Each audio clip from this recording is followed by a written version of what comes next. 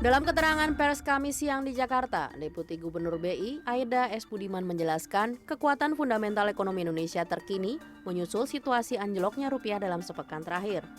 Ia membandingkan perbedaan pertumbuhan ekonomi dan angka inflasi Indonesia dengan Amerika Serikat yang terpaut cukup jauh.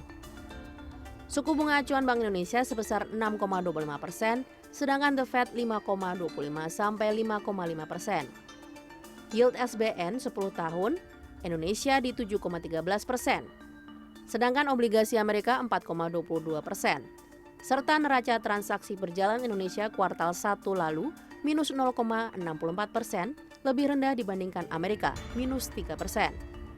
BI meyakini kinerja tersebut akan menjadi modal bagi perekonomian Indonesia yang lebih baik ke depannya. Untuk pertumbuhan ekonomi, kita kuartal 1 5,11. Kedepannya perkiraan kita 47 sampai 5,5%.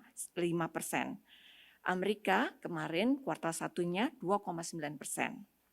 Kemudian untuk suku bunga, BI rate 6,25, FFR 5,25 sampai 5,5. Yield 10 tahun kita 7,13, mereka 4,22. Terakhir untuk di sisi eksternalnya di current account kita saya punya angka Amerika 2023, mereka minus 3% dan kita minus 0,14%. Di Q1 kemarin baru diumumkan kita minus 0,64 dan sampai dengan akhir tahun nanti kita sekitar minus 0,1 sampai minus 0,9. Ini kemudian dibantu dengan reserve kita 139 miliar US dollar cukup untuk membiayai 6,3 bulan import atau 6,1 bulan import ditambah pembayaran utang luar negeri pemerintah. Masih dapat dikatakan sebagai level. Ekonom senior Emil Muhammad menilai risiko terjadinya krisis finansial sangat minim. Meskipun nilai tukar rupiah anjlok, situasi ini tidak mencerminkan nilai fundamental ekonomi Indonesia yang buruk. Hal itu diperkuat kinerja ekonomi domestik, seperti neraca perdagangan masih surplus sampai bulan ke-49 berturut-turut.